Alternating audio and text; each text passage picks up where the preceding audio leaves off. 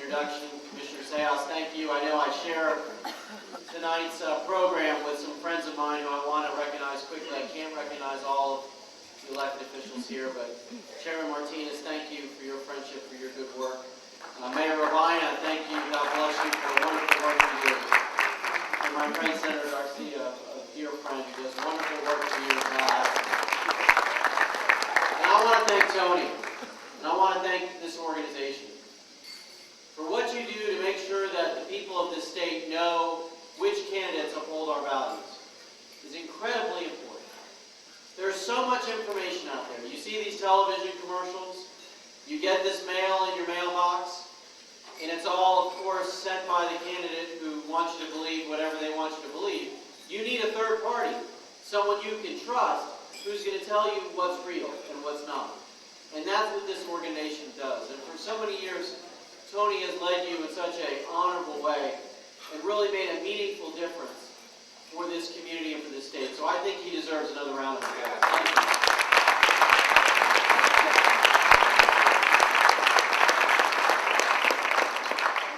It's a privilege for me to be with you here tonight. And it's been a privilege for me to represent you for the last 16 months in the United States Senate. I am the youngest United States Senator currently serving. Yet I'm going to retirement parties. I will find myself at these different events and they will be thanking me for my service, and I think, boy, at 41 years old, I'm a little bit young to retire. But endings make you think about beginnings. And it wasn't that long ago, in August of 2009, that I was selected to serve you when Senator Martinez resigned and this term came open for a 16-month period. And I will never forget when I first went to the United States Senate during this very quick transition period that I had. It was only a couple of weeks. These new senators that you've elected, like Marco Rubio, who's going to do a great job for Florida and a great job for America.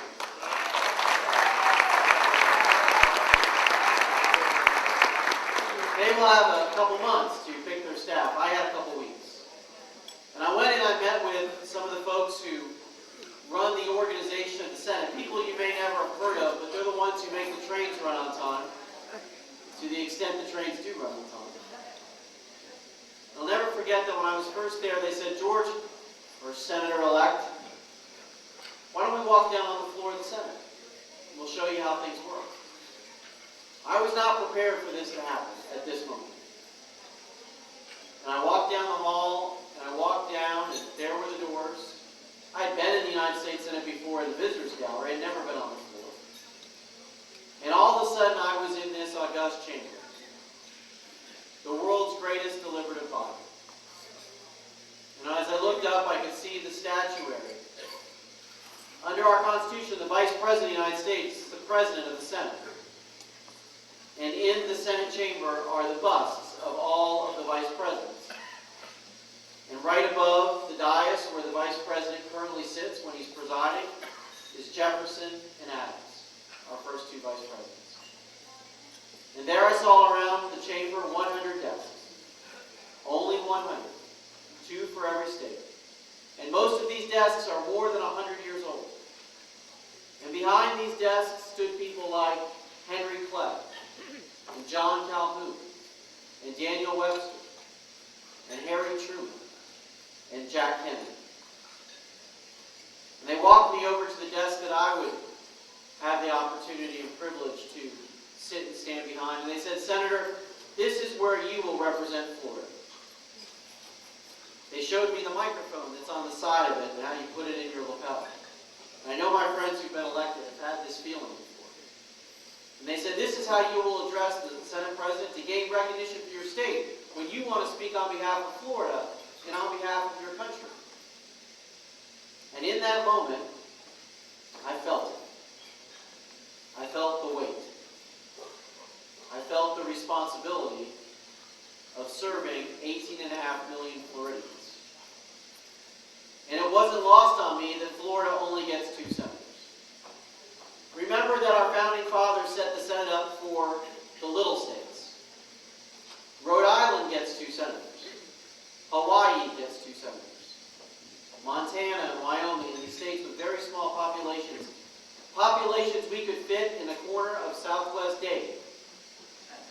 Seriously. Realize that your county is bigger than states like New Mexico and Nebraska. And they get just as many senators as you do.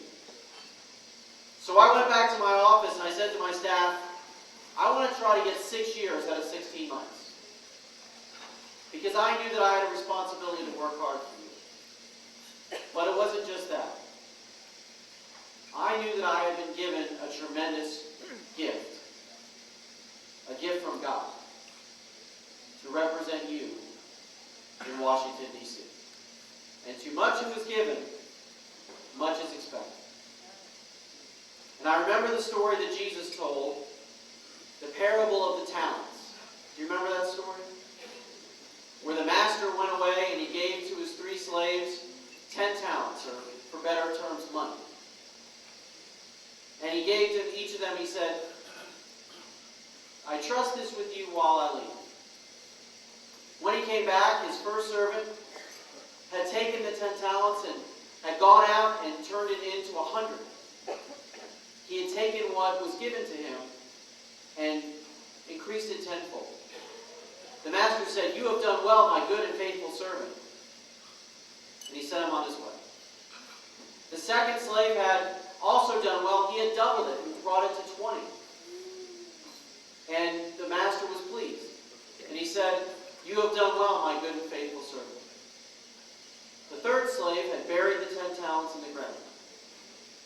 And when the master asked him where they were, he said, well, I buried them in the ground, here they are. And he said, why have you not made anything of them?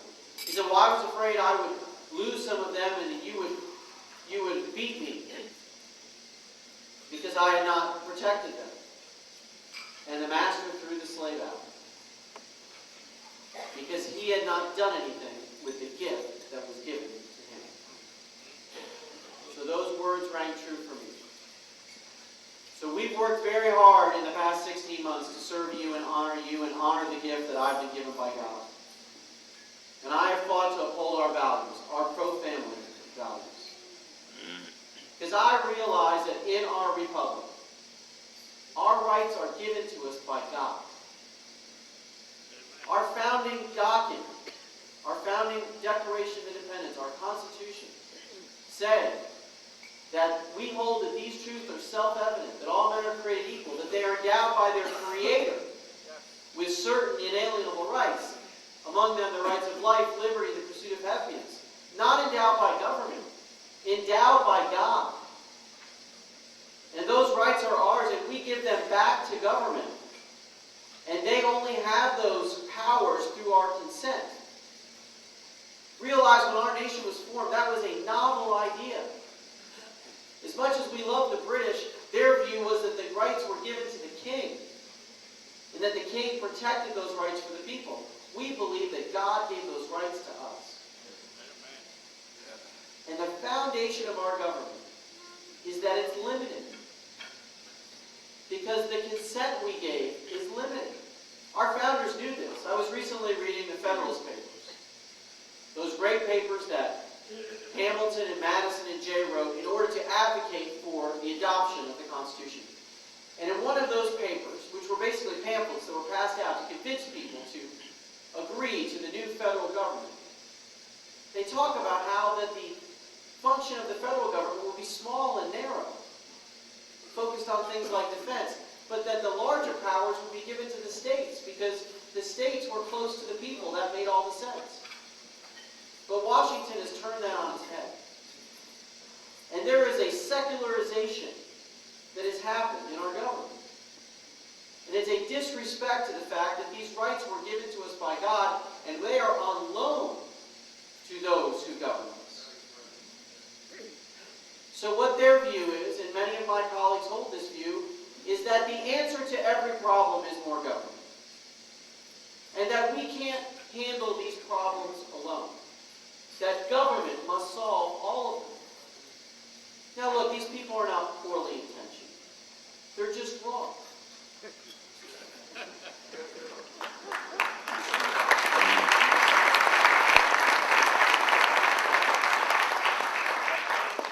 There is a corrosiveness that happens to our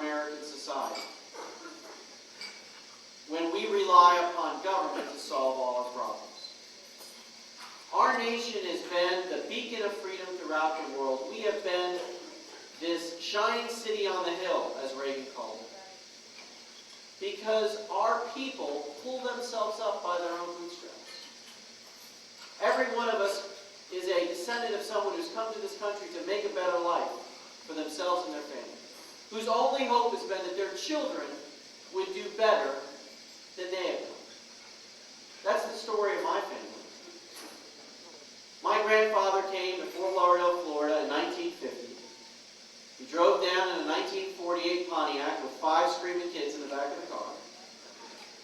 He came to Fort Lauderdale, he didn't know a soul, and he didn't have a job.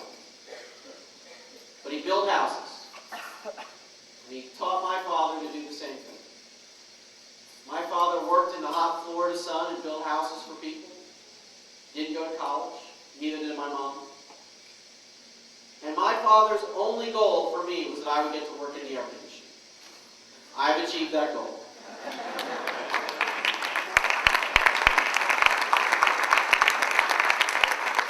But this is not a unique story. It's the same story that you all have, is that someone came here to try to provide a better life. It's what makes us Americans, and we pull ourselves up. That we don't want a hand down from the government.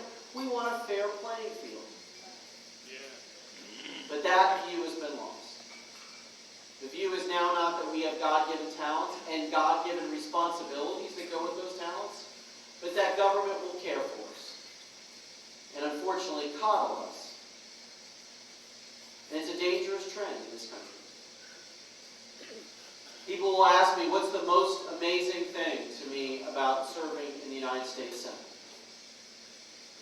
And the most amazing thing to me is part and parcel of this idea that government should solve every problem and that we can't figure out things on our own and that we can't pull ourselves up by our own bootstraps.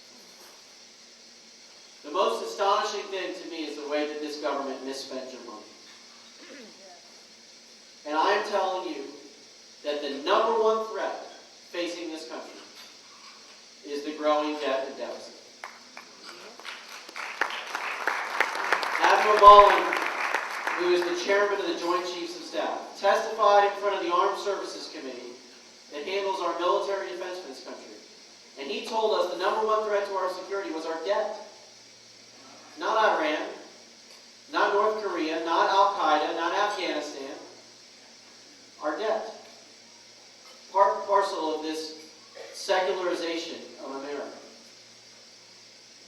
So how bad is it? When I came to the United States Senate on September 10th of last year, our national debt was $11.7 trillion.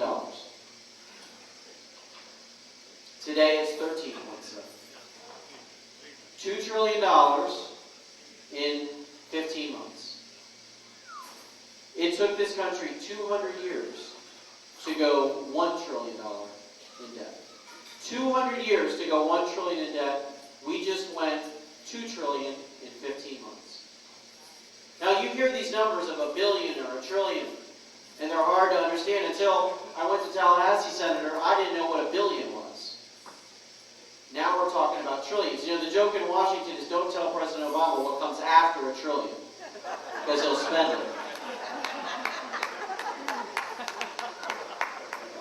Allow me this diversion because it's important. $1 million is 1,000,000. We can understand that. Let's get our brain around that. $1 billion is 1,000 million. That's hard to understand. $1 trillion is 1,000 billion. Take $1 bills and put them on the floor like